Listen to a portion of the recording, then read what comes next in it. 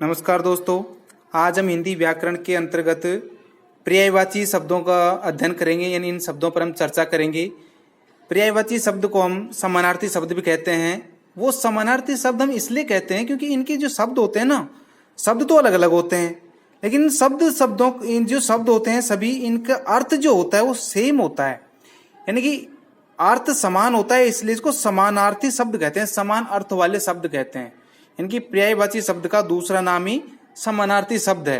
यानी कि हिंदी, अब देखिए हिंदी व्याकरण में ऐसा कोई सा टॉपिक नहीं है जिसको रटने की जरूरत होती है। कई कहते हैं सर कि उपसर्ग होते हैं, विलोम शब्द होते हैं, पर्यायवाची शब्द होते हैं, इनको ना रटने की जरूरत होती है, इतने रटे नहीं जाते। हिंदी में भाई कोई चीज रटने की है ही नहीं।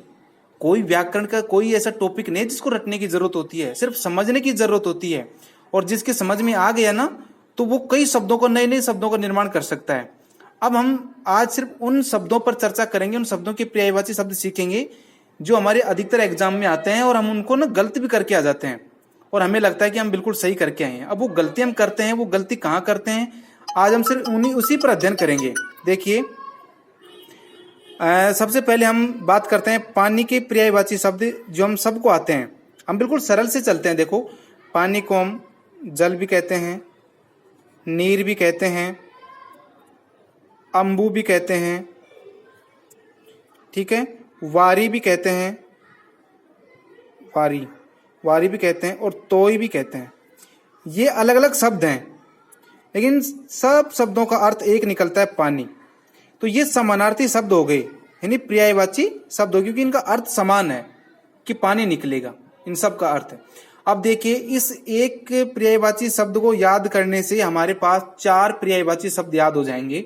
देखिए, ये पानी है, पानी देता कौन है? बादल। पानी कौन दे रहा है? बादल।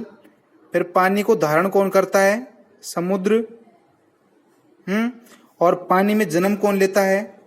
कमल। अब देखिए, हमने पानी से बादल, समुद्र और कमल के पर्यायवाची शब्द बनाएंगे। देखना, बादल ये हमेशा पानी देता है ऊपर से नीचे की तरफ, तो दे का मतलब होता है देने वाला, दे का मतलब देने वाला। समुद्र है जो पानी को धारण करता है नीचे। अब समुद्र को धारण करने वाला है, उसको हम धी लिखेंगे, धी का मतलब होता है धारण करने वाला। कमल है जो पानी में जन्म लेता है, पहले शब्दों लिख रहे हम, जय का मतलब जन्म। अब पानी में जन्म लेता है, इसलिए इसको लिख देंगे हम जय, पानी में जन्म लेने वाला कमल। तो देखिए हम कैसे बनाएंगे। इस जल के पर्यायवाची शब्दों में जब हमें बादल का बनाना हो तो उन शब्दों के आगे हम दय लगा देंगे। देखो, जल है तो लिखेंगे जलद। फिर लिखेंगे नीर का बनाएंगे नीरद।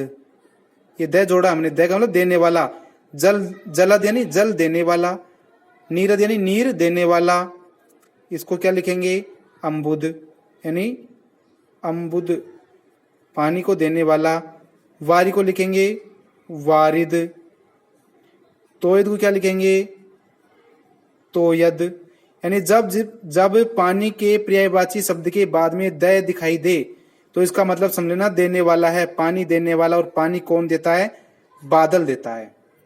ये ध्यान रखना, क्योंकि हम कंफ्यूजन कहाँ करते हैं, हमारे अंदर जो कंफ्यूज होती है ऑब्जेक्टिव उनको देख करके, वो समुद्र और बादल में होती है।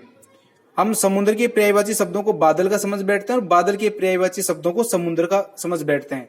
तो आज ये जो इन दोनों में जो अंतर है, एक मामूली अंतर है, उन दोनों को समझाने की कोशिश करूंगा। इसके अलावा भी बहुत सारे होते हैं, जैसे मेघ हो गया, मेघ यानी बादल होते हैं, घन यानी भी बादल होते हैं, है ना। तो ये कितने सारे, देखो, एक जल का हमने याद किया, उससे हमारे बादल के बन गए। ठीक वैसे ही समुद्र का बनाना है, जल को धारण करने वाला, जलधी। ध्यान रखना, धी का मतलब धारण करने वाला। आप लगाओ नीर से बनाओ, नीरधी। अम्बु से बनेगा अम्बुधी। वारी से बनाएंगे वारीधी, ठीक है, ये धी है। तोय से बनाएंगे तोयधी। यानी हमने पानी के उससे बनाए हैं, पानी के पर्यायवाची शब्द से पहले बादल के बनाए, और बादल के बनाने के बाद हमने समुद्र का बनाया। अब ये कॉमन चीज है कि जल तो आ रहा है सब में, ओनली जल है तो जल, जल देने वाला है तो बादल, जल को धारण करने वाला है तो समुद्र। तो बादल के और समुद्र के जो पर्यायवाची शब्द है उनमें ये अंतर मिलेगा कि बादल में तो द मिलेगा, ये द ध्यान रखो, ये द, ठीक है, दयन देने वाला, और धी मिलेगा किसमें, समुद्र में मिलेगा, ये धारण करने वाला।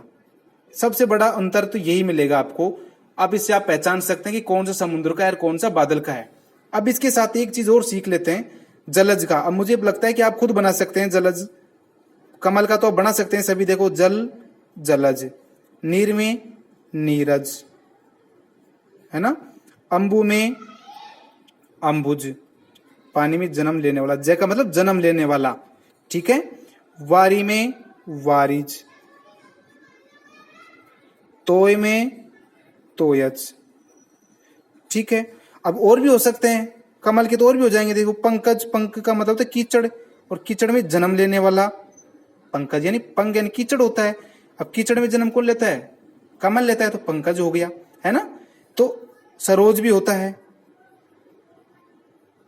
जन्म लेने वाला, सरोवर में जन्म लेने वाला, जहां पानी इकट्ठा होता है ना वहां पर जो जन्म लेता है वो सरोज हो गया। तो जय का मतलब जन्म लेने वाला हो गया ना। देखो ये जय, जहां जय लगा जाए पानी के आगे तो समझ लेना वो कमल का पर्यायवाची शब्द है। अब बताओ इसमें रटने की कहां जरूरत आई है।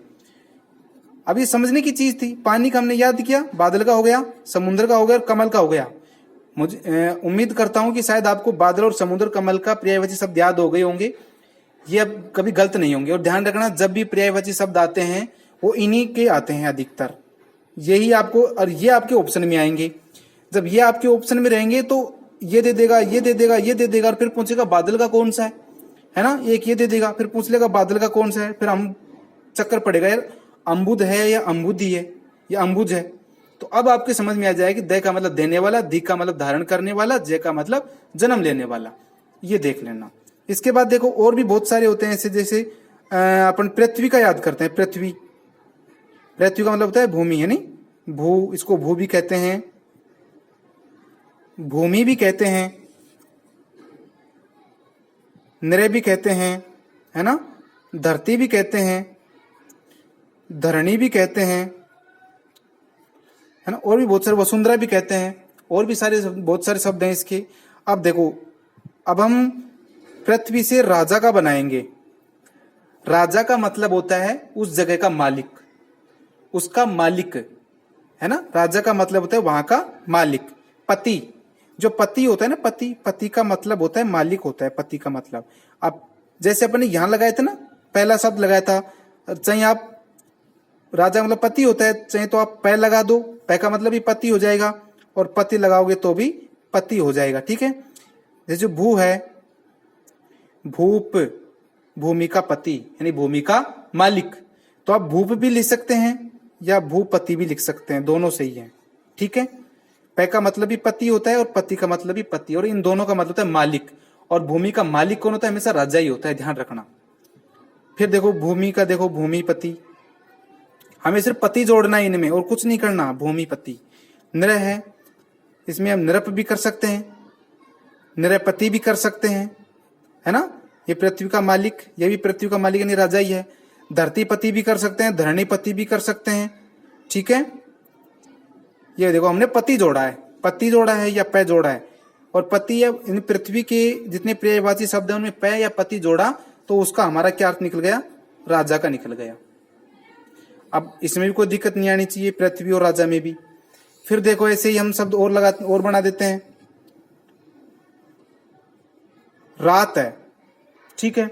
अब रात का हम देखें तो रात को हम देखो राका भी कहते हैं, रात को राका कहते हैं, रात को हम रजनी भी कहते हैं, रात को हम निशा भी कहते हैं, निशा, ठीक है। रैन भी कहते हैं, और वैसे विभावरी भी कहते हैं, ठीक है, विभावरी भी इसको कहते हैं रात को।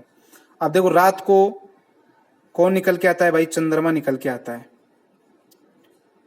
ठीक है। यानी कि रात का जो मालिक है, रात का जो भगवान है वो कौन है, चंद्रमा है। तो रात निराका, राका का मालिक यानी राका का ईश्वर कौन है, राकेश, राकेश इसको कहेंगे, ठीक है।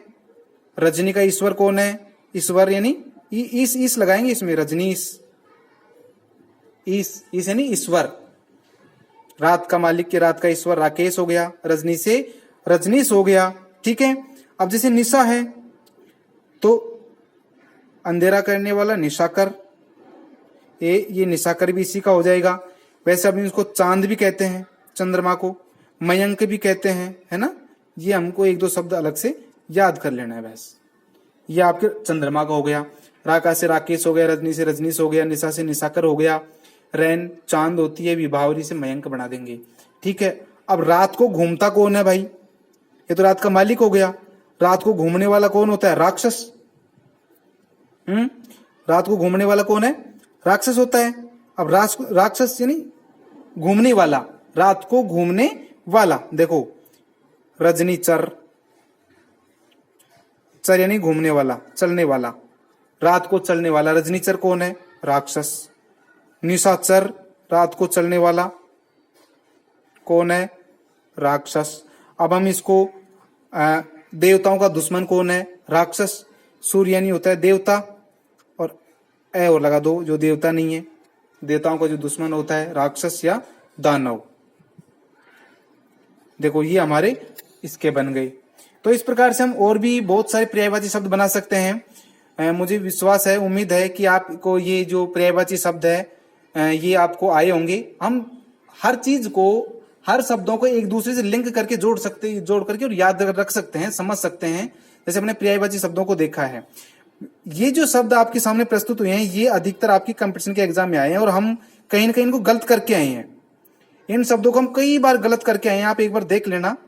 और अब दोबारा से ये गलती हमारी नहीं होनी चाहिए। और जब भी कोई एग्जाम आएगा उसमें देखना ये इन शब्दों से संबंधित कोई न कोई जरूर ऑब्जेक्टिव क्वेश्चन में ये जरूर आपको मिलेंगे। आप इस वीडियो को 2-3 बार देखना। विश्वास है कि आपको ये पर्यायवाची जो शब्द हैं वो समझ में आए होंगे। धन्यवाद।